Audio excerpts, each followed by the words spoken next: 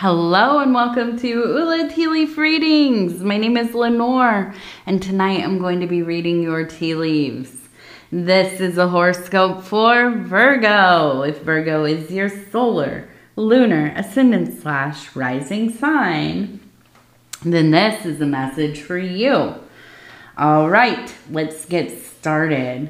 And so Virgo, our card tonight is the Princess of Wands. Which, oh my gosh, what a fiery energy. If you can think of, I always think of the Princess of Wands as being like those old videos of Elvis or the Beatles, right? With their fans and the screaming and the like going wild and just like losing it, right? The absolute passion, obsession, just fully like fixed on this thing, you know? So, yes, we have some big energy here today. Okay, let's go ahead and take a look and see what is going on in these tea leaves. And so if you have not subscribed yet, please think about doing that. You can hit that little bell. It'll let you know when the next readings are coming out. It is free to subscribe. Also, if you would like to leave a comment, please do. I read them all. And if you're new to the channel, definitely shout it out in the comments. What is the other thing? Oh, yes, if you want to like the video. Like, what is that? What is that last thing? Okay, let's see what these tea leaves are saying right here. We have some nice little formations. And it really, we have a few little formations of people. Right here you can see a person's head, their body, their arm. They're looking up towards this. It looks like maybe it's a star. Now, I want to go back over to this one because this one, where it's a person standing here, arm raised, the star is up here. We also have a dog right down here. Yeah, there really is this energy of, oh, and we have another person, look, arms raised. You have the head here, arm, body. So when I see a figure that has their, if it's an animal, if it's a person, they have their head raised, they're looking towards the sky. This is a sense of dreaming, a sense of planning and kind of laying out goals. It is also often a revelation, okay? It is also a encounter with the divine. It is a sense of awe and wonder, to be fully immersed in spirit. I always like to liken this to, there are a set of Mesopotamian statues. They call them votive statues. What does that mean? These are sacred objects that were probably used in homes or temples, not unlike, you know, these goddess and you know, whatever symbolist or symbolic pieces that are related to a lot of different things. I mean, it really just depends. I have a black toad over here who is related to the safety of my home, right? And you might look at it and you think, what is that thing? It's kind of scary looking, right? And it's actually a beautiful piece that is created by a brujo, right? And it's used for different kinds of spell working and so on. But for me, it is a protection sign. So these Mesopotamian statues, right? If you want to go look them up, you should. They're beautiful.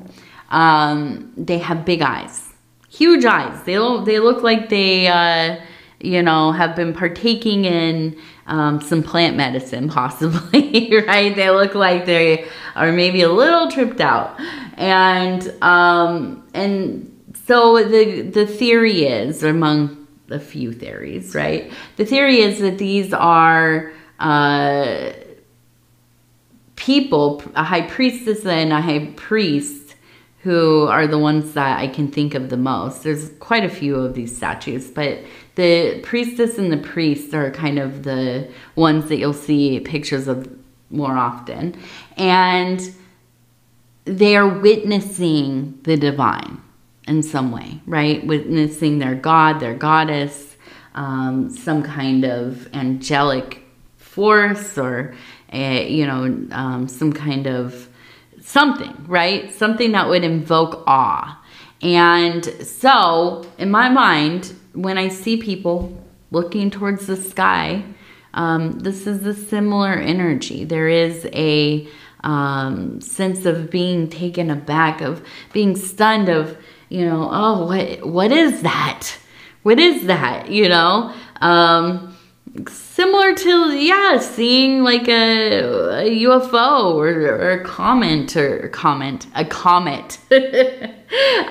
something, you have no frame of reference. Okay. So I look at this. Are you seeing UFOs in the sky? Possibly, right?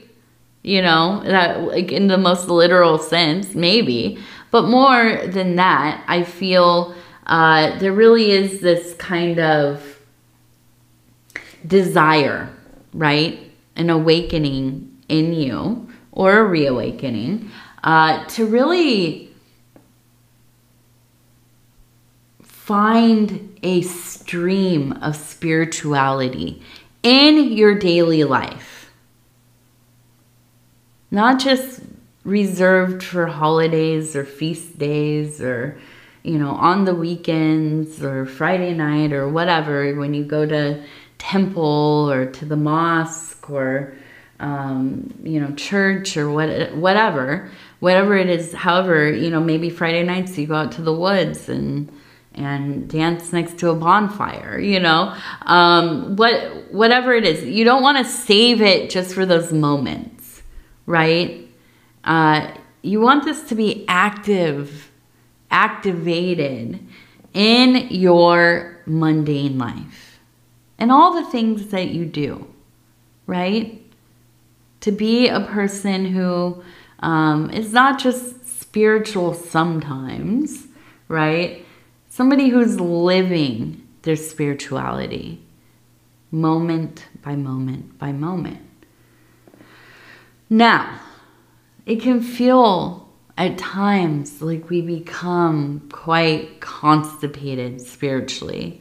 Maybe even disinterested, or, you're busy. You've got a lot of things going on. You're not thinking about, God every day, or maybe you keep altars, or you have,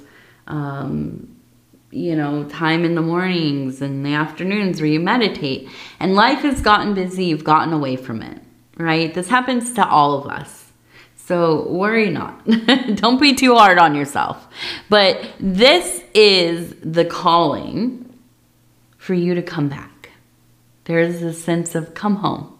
Come home to the spiritual work that I know is so integral to your life and your path. And I feel that you are, in a place that you're very drawn to this once again. It might be that you are wondering, how do I get started? Do I have time, energy?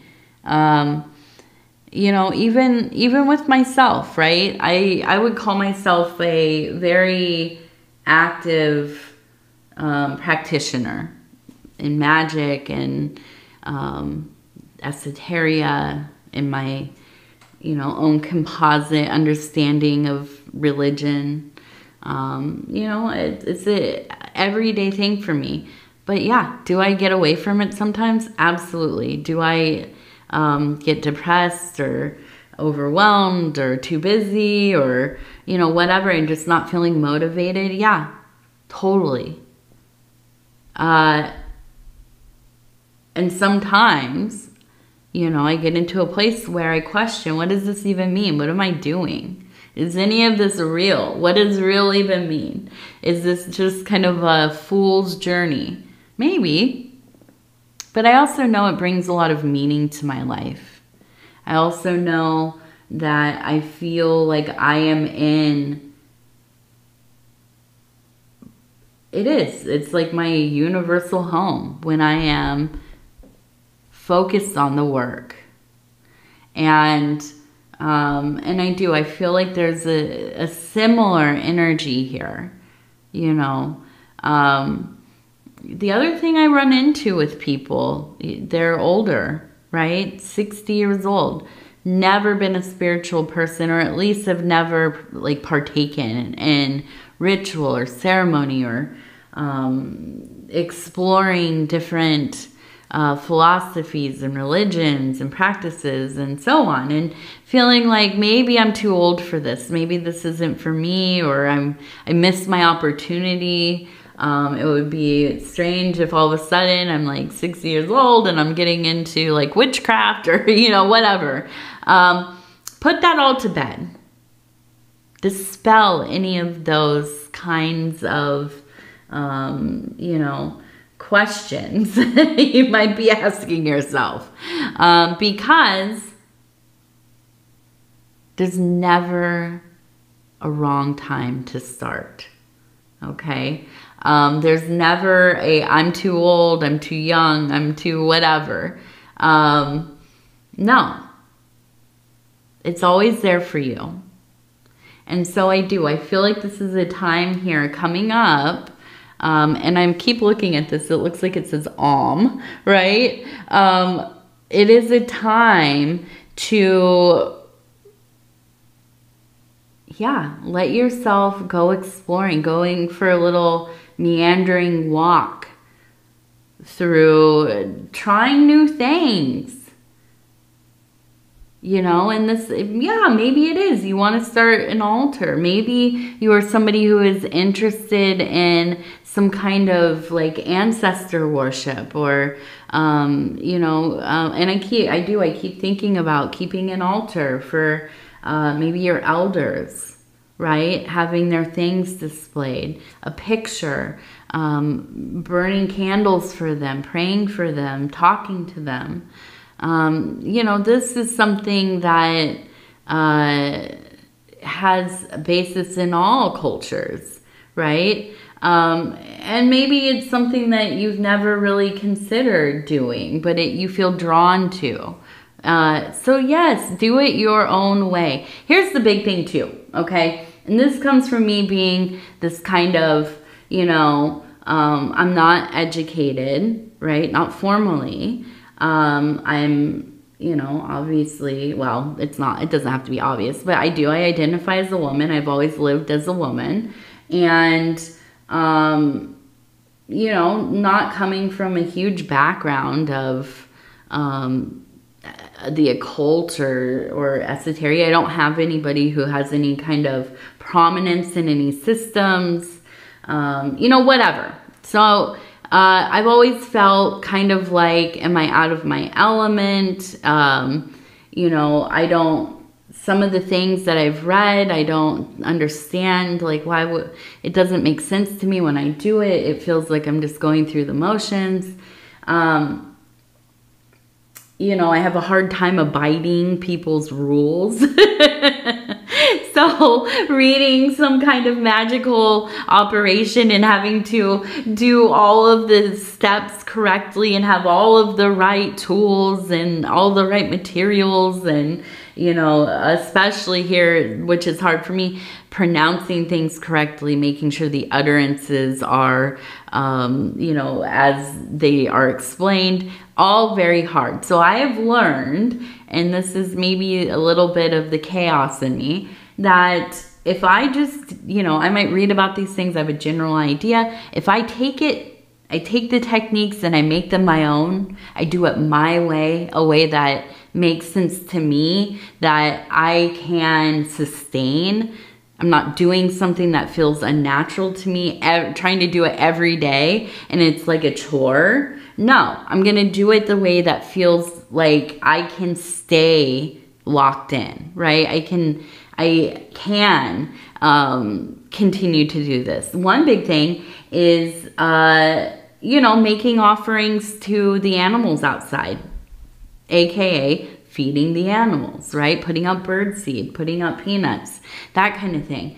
And as I do it, praying, making appeals, speaking to what I call the backyard spirits, the animals, the trees, the minerals, everything that is around me. And, you know, to somebody it might not seem like, oh, this is a magical ritual or practice, but for me it is, because it's something that I know I want to do. I enjoy doing it and I can put my power into it. So don't be afraid to make it your own. Even if you have no background in magic, right? In a religious system or whatever, do what you know you want to do, right? Don't start with something you know, I'm never actually going to keep doing this. This is not what I don't like this, right? Think of it as like a fad diet, right? Something that, yeah, it sounds good. It sounds like this might be the one, but it's something you just cannot stand, right? And it's not sustainable. It's not sustainable. So definitely, I feel you coming into this place where you will follow your intuition, your instincts. You will find ways to participate in the divine in a way that feels familiar to you, okay? Does not matter what anybody else thinks. Does not matter if it follows the grimoires or the treaties or, you know, the holy books or whatever. Find your own practices. Allow yourself that creativity. I know that you have it. We're Virgos, right? We're really good at kind of taking from a lot of different things and building our own thing with those pieces, okay? Composite practices, composite beliefs, composite understandings of life.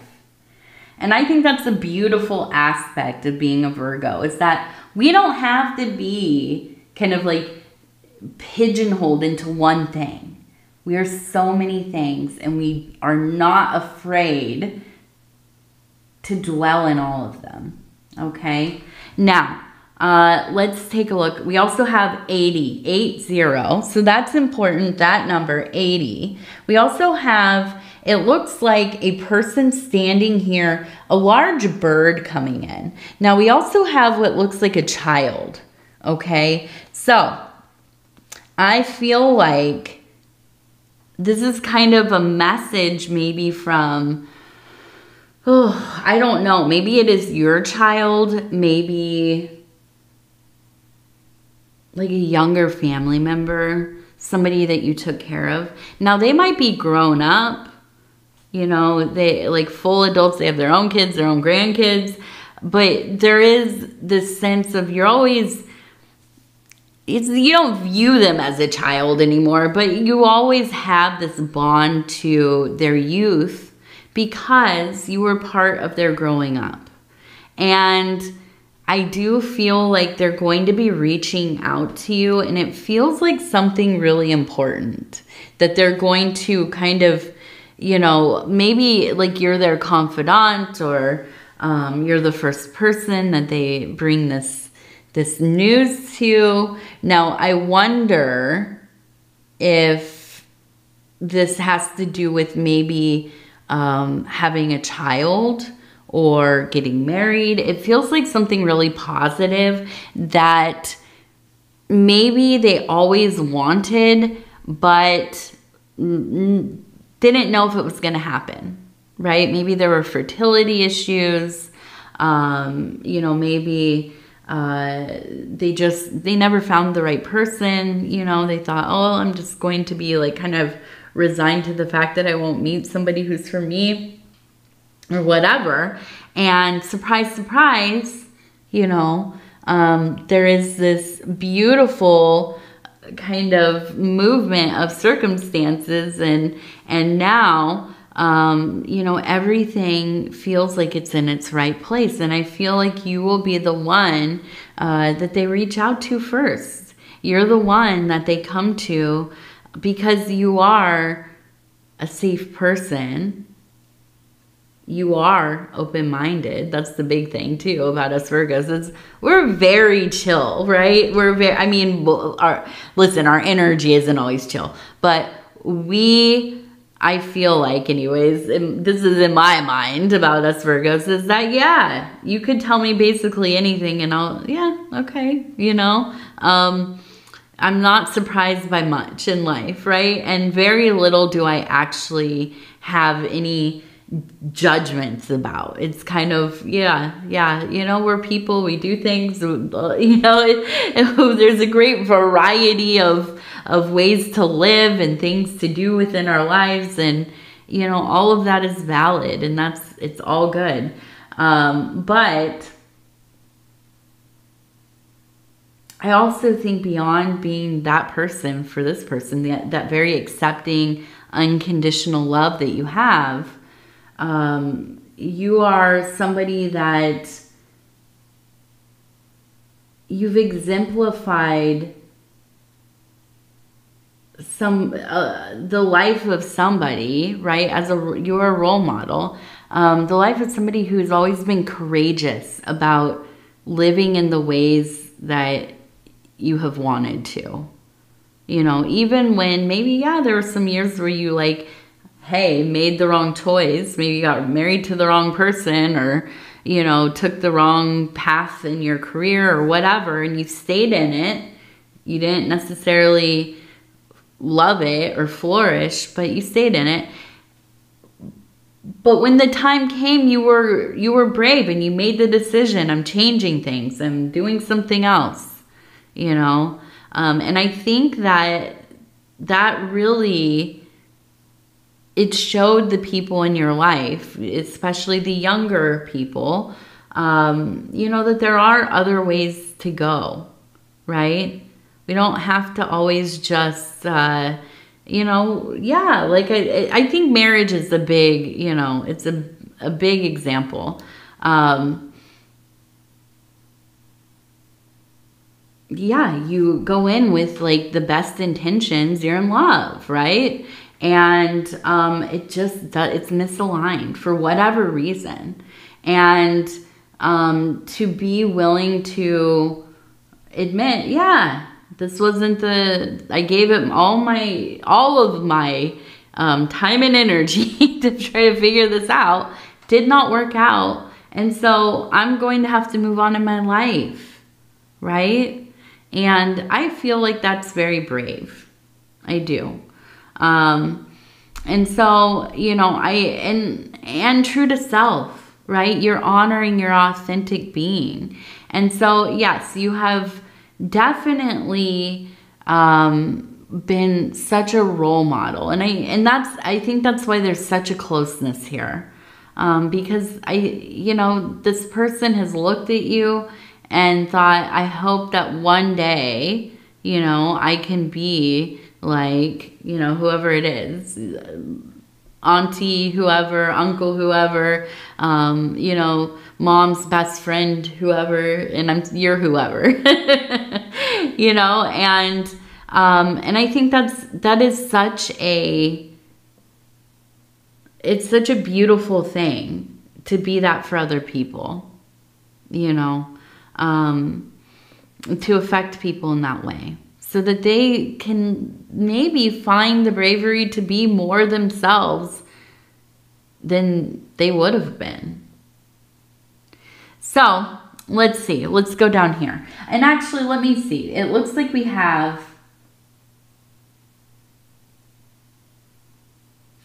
it looks like, yeah. that what it, W, or W, Y, I know my letters.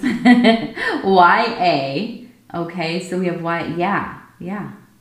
That's, I'm like, what else is it? No, it's yeah. So,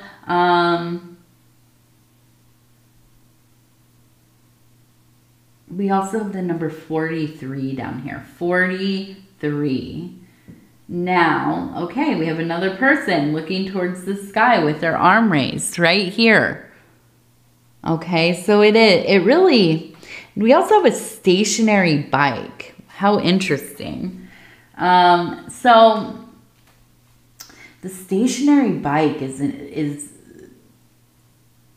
I've actually thought about this as a symbol, not that, like, pretty recently. We've been talking about, my husband and I, shout out to Devin Serpentero, we've been talking about,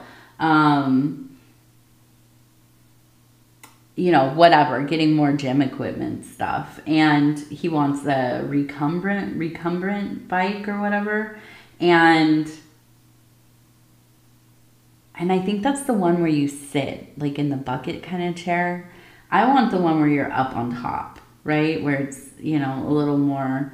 And that's what this one looks like. And I'm actually going to show this to my husband and say, look at this.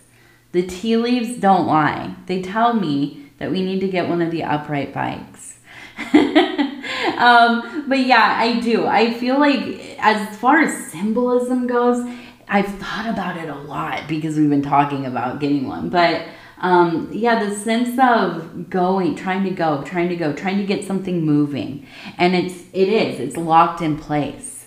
And so, you know, kind of this feeling of don't waste your energy, okay? Where it continues not to move forward, don't keep putting your energy into it, okay? This example for me, dating somebody for many years, but and it's okay to date, obviously okay to date without ever getting married. You could be together for your whole lives and you never get married. That's, you know, there's no difference really. That's not what I'm talking about. Going into a relationship, wanting to get married, wanting to do, you know, the whole thing, and you're together for many years, they won't commit. They just, you know, or even they won't even call what you have a relationship.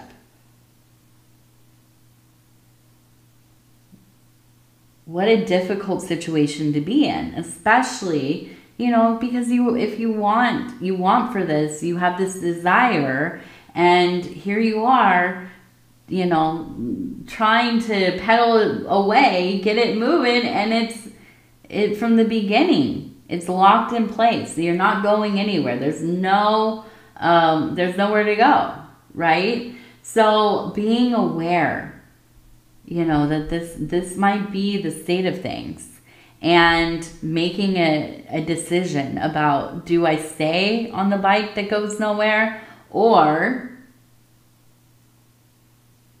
do I have to get off of it and try something else? You know what I mean? Get on a different bike or whatever. So let's take a look. We also have, it looks like an airplane. So I do feel like there is a sense of like, yeah, get off the bike and now I'm on the airplane.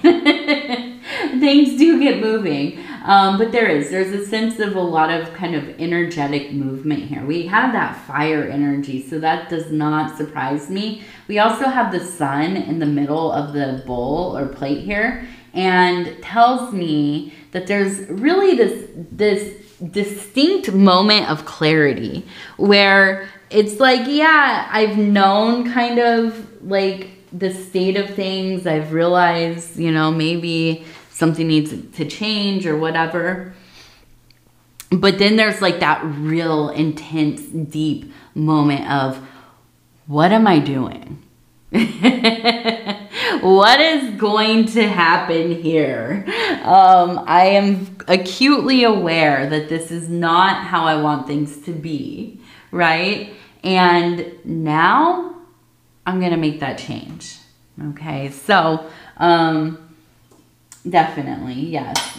A place of decisions made, or at least the beginning of decisions made.